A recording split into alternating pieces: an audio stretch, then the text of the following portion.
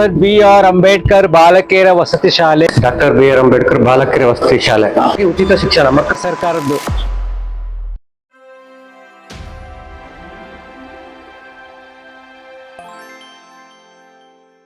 ನಮಸ್ಕಾರ ಸ್ನೇಹಿತರೆ, ಇಲ್ಲಿ ನೋಡಿ ಕೊಡಗಿನಲ್ಲಿ ಡಾಕ್ಟರ್ ಬಿ.ಆರ್. ಅಂಬೇಡ್ಕರ್ ಬಾಲಕಿಯರ ವಸತಿ ಶಾಲೆ ಕರ್ನಾಟಕ ಸರ್ಕಾರದ್ದು. ಸೋಮವಾರಪೇಟೆ ತಾಲೂಕ್, ಶಾಂತಳ್ಳಿ ಹೋಬಳಿ, ಹರಪನಹಳ್ಳಿ ಗ್ರಾಮ, ತೋಳೂರುಶೆಟ್ಟಳ್ಳಿ. ನೋಡಿ ಈ ಶಾಲೆ ಎಷ್ಟೊಂದು ಅದ್ಭುತವಾಗಿದೆ ಅಂದ್ರೆ, ಈ ಪ್ರಕೃತಿಯ ಸೌಂದರ್ಯದಲ್ಲಿ ಬಡ ಮಕ್ಕಳಿಗೋಸ್ಕರ ವಸತಿ ಶಾಲೆಯನ್ನು ಮಾಡಿದ್ದಾರೆ. ಇದು ನೋಡೇ ಇದ್ರ ಬಗ್ಗೆ ನಿಮ್ಗೆ ತಿಳಿಸ್ಬೇಕು ಅನ್ಸ್ತು. ಈ ಶಾಲೆಗೆ ಹೋಗೋಣ, ಒಳಗಡೆ ಏನೇನಿದೆ ಟೀಚರ್ಸ್ ಮಾತಾಡ್ಸೋಣ, ಮಕ್ಕಳನ್ನ ಮಾತಾಡ್ಸೋಣ. ನಮ್ಮ ಏನ್ ಪ್ರೈವೇಟ್ ಸ್ಕೂಲ್ಗಳೇ ಬೇಕು ಅಂತ ಏನಿಲ್ಲ, ಸರ್ಕಾರದಿಂದ ಈ ರೀತಿಯಾದ ಒಳ್ಳೊಳ್ಳೆ ಶಾಲೆಗಳಿದೆ.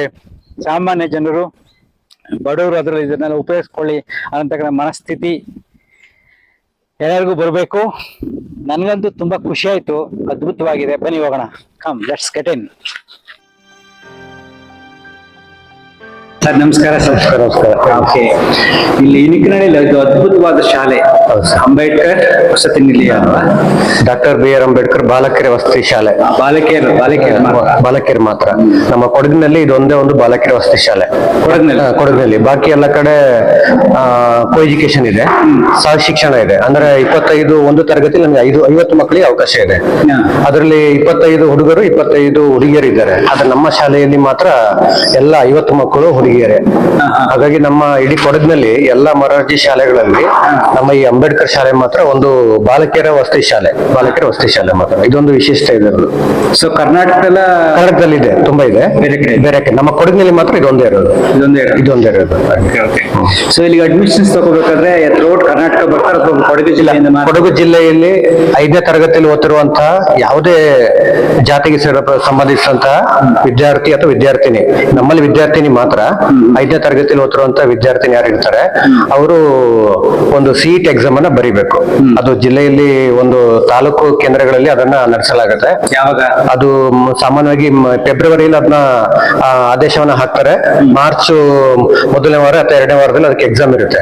ಆ ಎಕ್ಸಾಮ್ ಅಲ್ಲಿ ಆಯ್ಕೆಯಾದಂತ ವಿದ್ಯಾರ್ಥಿನಿಯರಿಗೆ ಮಾತ್ರ ನಮ್ಮ ಬೆಂಗಳೂರಿಂದ ಕೆಎ ವತಿಯಿಂದ, ಕರ್ನಾಟಕ ಪರೀಕ್ಷಾ ಪ್ರಾಧಿಕಾರ ಅಂತಿದೆ, ಅವರ ವತಿಯಿಂದ ಆಯ್ಕೆ ಮಾಡಿ ವಿದ್ಯಾರ್ಥಿಗಳನ್ನ ಕೌನ್ಸಿಲಿಂಗ್ ಮುಖಾಂತರ ಇಲ್ಲಿ ಕಳಿಸ್ತಾರೆ.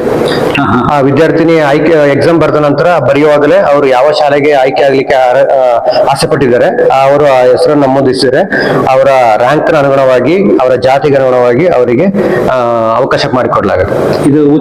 ಇದು ಸಂಪೂರ್ಣವಾಗಿ ಉಚಿತ. ವಿದ್ಯಾರ್ಥಿಗಳಿಗೆ ಶಿಕ್ಷಣ ಜೊತೆಗೆ ಊಟ, ಬಟ್ಟೆ, ವಸತಿ, ಸಂಪೂರ್ಣ ಎಲ್ಲ ಸೌಲಭ್ಯಗಳನ್ನು ಒಳಗಿರುವಂತ ಉಚಿತ ಶಿಕ್ಷಣ ಜೊತೆಗೆ ಆಂಗ್ಲ ಮಾಧ್ಯಮ. ಇದು ಇತ್ತೀಚೆಗೆ ಎಲ್ಲ ಮೊರಾರ್ಜಿ ಶಾಲೆಗಳು ಆಂಗ್ಲ ಮಾಧ್ಯಮ ಇದೆ. ನಮ್ದು ಕರ್ನಾಟಕ ಸರ್ಕಾರದ ಸಮಾಜ ಕಲ್ಯಾಣ ಇಲಾಖೆ ಅಡಿಯಲ್ಲಿ ಬರುವಂತಹ ಕರ್ನಾಟಕ ಹೊಸ ಶಿಕ್ಷಣ ಸಂಸ್ಥೆಗಳ ಸಂಘ ಅಂತ ಒಂದಿದೆ ಬೆಂಗಳೂರು, ಅದರಲ್ಲಿ ಕೇಂದ್ರ ಕಚೇರಿ ಇದೆ. ಅವರ ಮುಖಾಂತರ ನಡೆಯುವಂತಹ ಒಂದು ಸುಮಾರು ನಮ್ಮ ಕರ್ನಾಟಕದಾದ್ಯಂತ ಎಲ್ಲ ಕಡೆಗಳು 827 ಮೊರಾರ್ಜಿ ಶಾಲೆಗಳಿದೆ. ಜೊತೆಗೆ ಇತ್ತೀಚೆಗೆ ಹೊಸದಾಗಿ ಆ ಮೊರಾರ್ಜಿ ಶಾಲೆಗಳನ್ನ ಮೇಲ್ದರ್ಜೆಗೆ ಏರಿಸಿ ಅದರಲ್ಲಿ ಸುಮಾರು ಒಂದೊಂದು ಜಿಲ್ಲೆಗಳಲ್ಲಿ 3-4 ವಿಜ್ಞಾನ ಪದವಿ ಪೂರ್ವ ಕಾಲೇಜುಗಳನ್ನು ತೆರೆಯಲಾಗಿದೆ. ಜೊತೆಗೆ ಈಗ ಕಾಮರ್ಸ್ ವಿಭಾಗದಲ್ಲೂ ತೆರೆಯಲಾಗಿದೆ. ಮುಂದೆ ಕಲಾ ವಿಭಾಗದಲ್ಲೂ ತೆರೀತಾರೆ. ಕೆಲವು ವರ್ಷಗಳು ನಮ್ಮ ಶಾಲೆಯಲ್ಲೂ ಸಹ ಪದವಿ ಅಥವಾ ಇದು ಕಾಲೇಜು ಪ್ರಾರಂಭ ಆಗುವಂತ ಸಾಧ್ಯತೆ ಇದೆ ಇಲ್ಲಿ ಸೊ ಅದು ಕೂಡ ಸಂಪೂರ್ಣ ಉಚಿತ. ಮಕ್ಕಳಿಗೆ ಎಲ್ಲ ರೀತಿಯ ಸಂಪೂರ್ಣ ಉಚಿತ. ಇಲ್ಲಿ ಓದುವಂತ ವಿದ್ಯಾರ್ಥಿ 5 ವರ್ಷ ಓದಿದರೆ 6ನೇ ತರಗತಿಗೆ ಇಲ್ಲಿ ಅವಕಾಶ ಪಡ್ಕೊಂಡ್ರೆ ಅವರು SLC ಮುಗಿದ ನಂತರ ಪೋಷಕರಿಗೆ ಒಂದು ಕನಿಷ್ಠ ಅಂದ್ರೆ ಒಂದು 5-6 ಲಕ್ಷ ಉಳಿಸ್ತಾರೆ. ಅಷ್ಟು ಅವರಿಗೆ ಖರ್ಚಾಗುತ್ತೆ. ಆಂಗ್ಲ ಮಾಧ್ಯಮ ಜೊತೆಗೆ ಉಚಿತ ಶಿಕ್ಷಣ, ಮಕ್ಕಳಿಗೆ ಎಲ್ಲ ರೀತಿಯ ಸೌಲಭ್ಯ ಇದೆ. ಬಟ್ಟೆ, ಯೂನಿಫಾರ್ಮ್ಗಳು ಕೊಡ್ತೀವಿ, ಜೊತೆಗೆ 3 ಹೊತ್ತು ಊಟವನ್ನ ಕೊಡ್ತೀವಿ, ಸ್ನಾಕ್ಸ್ ಅನ್ನ ಕೊಡ್ತೀವಿ, ಜೊತೆಗೆ ನಾನ್ ವೆಜ್ ಇರುತ್ತೆ. ಆಮೇಲೆ ಅವರಿಗೆ ಪೌಷ್ಟಿಕಾಂಶ ನಾವು ಮೆನು ಚಾರ್ಟ್ ಅನ್ನ ಹಾಕಿ ನೋಡ್ಬೋದು ನೀವು. ಅದ್ರ ಎಲ್ಲಾ ರೀತಿಯ ಪ್ರಕಾರ ಊಟಗಳನ್ನ ಕೊಡ್ತೀವಿ. ಸಿಹಿ ಊಟ ಇದೆ, ಬಾಳೆಹಣ್ಣು ಇದೆ, ಮೊಟ್ಟೆ ಇದೆ, ಚಿಕನ್ ಇದೆ. ಜೊತೆಗೆ ಸಂಜೆ 4:30 ಹೊತ್ತಿಗೆ ಅವರಿಗೆ ಸ್ನಾಕ್ಸ್ ಇದೆ. ಆಮೇಲೆ ವಿದ್ಯಾರ್ಥಿಗಳ ಮಲ್ಕೊಳ್ಳಕ್ಕೆ ಬೆಡ್ ಕಾಟ್ಗಳಿದೆ. ಎಲ್ಲ ನಮ್ಮ ಈ ಒಂದು ಶಾಲೆ ಇತ್ತೀಚೆಗೆ ಕಳೆದ ಜೂನ್ ನಲ್ಲಿ ಪ್ರಾರಂಭ ಆಗಿರೋದು. ಎಲ್ಲಾ ವಿದ್ಯಾರ್ಥಿನಿಯರಿಗೆ, ಎಲ್ಲ ಮಕ್ಕಳಿಗೆ ಎಲ್ಲ ಒಂದು ವ್ಯವಸ್ಥೆಗಳನ್ನು ಮಾಡ್ಕೊಟ್ಟಿದ್ದೀವಿ. ರಿಸಲ್ಟ್ ಹೇಗೆ ಬರುತ್ತೆ? ರಿಸಲ್ಟ್ ನಮ್ಮಲ್ಲಿ ನಮ್ಮ ಅಧಿಕಾರಿಗಳು ಹೇಳ್ತಾರೆ ಪ್ರತಿ ವರ್ಷ ನಾವು 100ಕ್ಕೆ 100% ಫಲಿತಾಂಶ ಕೊಡ್ಲೇಬೇಕು. ನಮ್ಮ ಶಾಲೆಯು ಸಹ ಅದರಲ್ಲಿ 2 ವರ್ಷ ನಮ್ಮಲ್ಲಿ 2 ಬ್ಯಾಚ್ ಹೋಯ್ತು. 100ಕ್ಕೆ 100ರಷ್ಟು ಫಲಿತಾಂಶ ನಾವು ಕೊಟ್ಟಿದ್ದೀವಿ. ಹಾಗಾಗಿ ಅದು 100ರಷ್ಟು ಫಲಿತಾಂಶ ಸಾಲದ ಜೊತೆಗೆ ಅವ್ರ ಕ್ವಾಲಿಟಿಯನ್ನ ಕೇಳ್ತಾರೆ, ಅದರಲ್ಲಿ ಸರಾಸರಿ ಜಾಸ್ತಿ ಇರ್ಬೇಕು ಅಂತ ಹೇಳ್ತಾರೆ.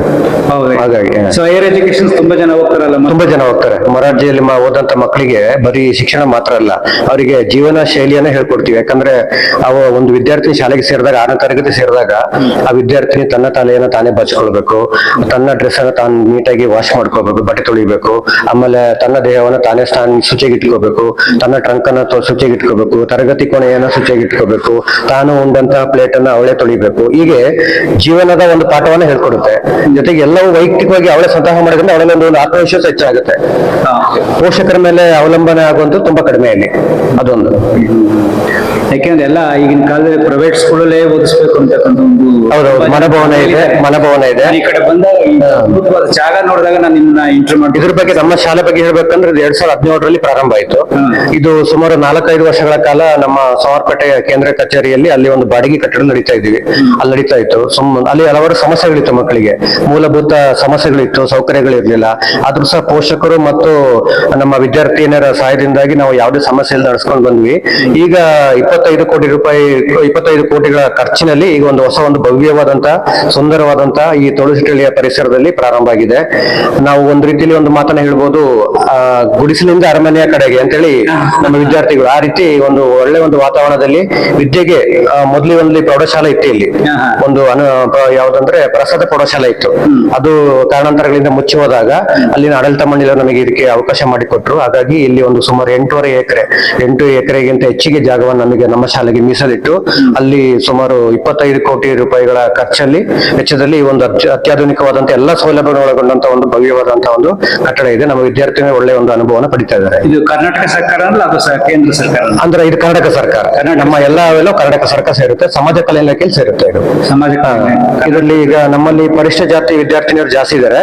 ಪರಿಶಿಷ್ಟ ಜಾತಿ ಇದ್ದಾರೆ, SC, ಆಮೇಲೆ ಅದಾದ ನಂತರ ಪರಿಶಿಷ್ಟ ಪಂಗಡ ಇದ್ದಾರೆ.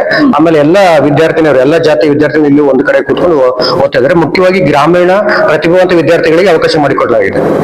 ಎಲ್ಲ ಜಾತಿಯವರು ಇದ್ದಾರೆ. ಆದ್ರೆ ನಮ್ಮಲ್ಲಿ ಪರಿಶಿಷ್ಟ ಜಾತಿಗೆ ಹೆಚ್ಚಿನ ಮಕ್ಕಳಿಗೆ ಅವಕಾಶ ಇದೆ ಅಲ್ಲಿ. ಯಾಕಂದ್ರೆ ಇದು ನಮ್ಮ ಶಾಲೆಯ ಪರಿಶಿಷ್ಟ ಜಾತಿಗೆ ಸಂಬಂಧಪಟ್ಟಂತ ಶಾಲೆ ಆಗಿದೆ. SC ಗೆ ರಿಸರ್ವೇಶನ್ ಇದೆ. ಬೇರೆಯವರು ಇದ್ದಾರೆ, ಬೇರೆ ಅನುಕೂಲ ಆಗುತ್ತೆ. ನಮ್ಮಲ್ಲಿಗೆ ಬಂದಿರುವಂತ ಹೆಚ್ಚಿನ ವಿದ್ಯಾರ್ಥಿಗಳು ಕಾನ್ವೆಂಟ್ ಅಲ್ಲಿ ಓದಿ ಮಂತ್ರ ಬಂದಂತ ವಿದ್ಯಾರ್ಥಿನ ಜಾಸ್ತಿ ಇರುವಂತದ್ದು.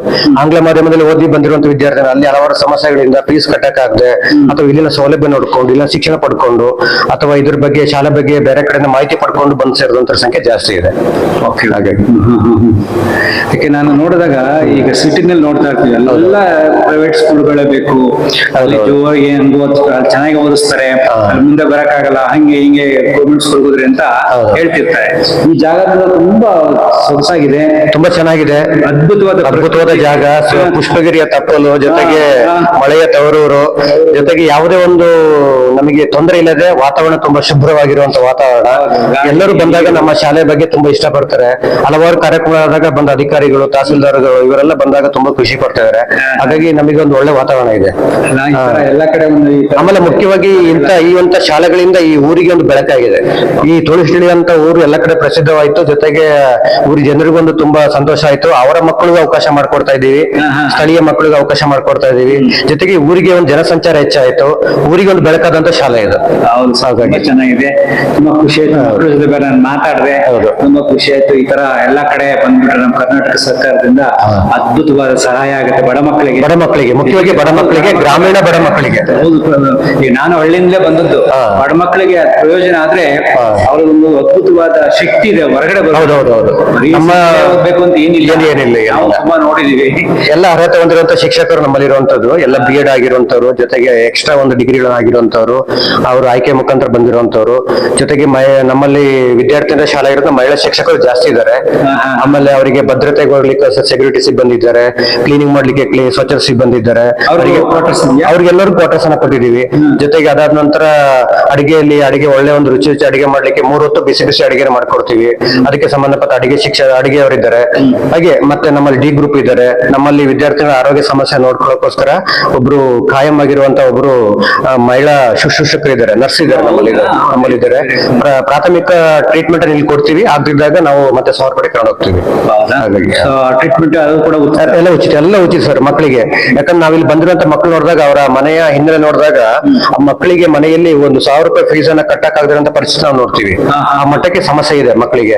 ಪಾಪ ಇಲ್ಲಿ ಬಂದಾಗ ಎಲ್ಲ ಕೂಲಿ ಕಾರ್ಮಿಕರ ಮಕ್ಕಳು, ಅವರಿಗೆ ಒಳ್ಳೆ ಒಂದು ಶಿಕ್ಷಣ ಕೊಡುವಂತ ಒಂದು ಅವಕಾಶ ನಮಗೆ ಸಿಕ್ಕಿದೆ. ಹಾಗಾಗಿ ನಾವೆಲ್ಲದ ಪ್ರಯತ್ನ ಮಾಡ್ತಾ ಇದ್ದೀವಿ. Yes sir, thank you very much. Okay, sir. ನಿಮ್ಮ ಸೇವೆಯಲ್ಲಿ Thank you, sir. ಒಬ್ರು ಉಪಾಧ್ಯಾಯರು ಸರಿ ಹೋಗ್ಬಿಟ್ರೆ ಸಾವಿರಾರು ಜನ ಹೌದೌದು. ಜೀವನದ ಒಂದು ಬೆಳಕು ಬರುತ್ತೆ. ನಾವು It is ಇದನ್ನ very, very ಒಂದು important. ಸೇವೆ ಅಂತೇಳಿ ನಮ್ಮ ಶಿಕ್ಷಕರು, ನಮ್ಮ ಮತ್ತೆಲ್ಲರೂ, ನಮ್ಮ ಪ್ರಾಂಶುಪಾಲರು ಎಲ್ಲ ಸೇರಿ ಇದನ್ನ ಆನಂದ ಮಾಡ್ತಾ ಇದ್ದೀವಿ. ಹೆಚ್ಚಿಗೆ ನಾವು ಸಂತೋಷ ಪಡ್ತಾ ಇದ್ದೀವಿ. ಇದೊಂದು ವಾತಾವರಣದಲ್ಲಿ ಬದುಕಿದೀವಿ ಅಂತ ನಮಗೊಂಥರ ಖುಷಿ ಆಗ್ತಾ ಇದೆ. ಜೊತೆಗೆ ಒಳ್ಳೆ ಒಂದು ನಮಗೊಂದು ಅವಕಾಶ ಸಿಕ್ಕಿದೆ. Yes. ನಿಮ್ಮ ಒಂದು ನೆಕ್ಸ್ಟ್ ಟೈಮ್ ಯಾವಾಗಲಾದ್ರೂ ಬಂದ ನಂತರ ಇದ್ರ ಬಗ್ಗೆ ಪ್ರಾಣಾಯಾಮ ಕ್ಯಾಂಪ್ ಬನ್ನಿ, ಮಾಡಿ. ಪ್ರಾಣಾಯಾಮಗಳು ಧ್ಯಾನಗಳನ್ನ ಹೇಳ್ಕೊಡ್ತೀನಿ. ಬನ್ನಿ ಮಕ್ಕಳಿಗೆ ಹೇಳಿ. ಯಾಕಂದ್ರೆ ನಾವು ಏನೇ ಹೇಳಿದ್ರು ಮಕ್ಕಳಿಗೆ ಅದು ಅಷ್ಟು ಖುಷಿ ಅನ್ಸೋದಿಲ್ಲ. ಹೊರಗಿನ ಇನ್ನೊಬ್ಬರು ವ್ಯಕ್ತಿ ಬಂದು ಹೇಳಿದಾಗ ಅವರಲ್ಲಿ ಒಂದು ಮೋಟಿವೇಶನ್, ಆತ್ಮವಿಶ್ವಾಸ ಹೆಚ್ಚಾಗ್ತದೆ, ಕೇಳುವಂತ ಒಂದು ಆಸಕ್ತಿ ಹೆಚ್ಚಾಗ್ತದೆ. ನೆಕ್ಸ್ಟ್ ಟೈಮ್ ಬಂದ ಪ್ರಾಣಾಯಾಮ ಅಂಡ್ ಮೆಡಿಟೇಷನ್ ಎಲ್ಲ ಹೇಳ್ಕೊಡ್ತೀವಿ. ಆಯ್ತು, ಬನ್ನಿ ಸರ್. ಅದು ನನ್ನ ಸೇವೆ ಆಗ್ಲಿ, ಆಯ್ತು. ನಿಮ್ಮ ಸೇವೆ ಜೊತೆ. ಹಾಗೆ. Thank you sir. ತುಂಬಾ ಧನ್ಯವಾದ.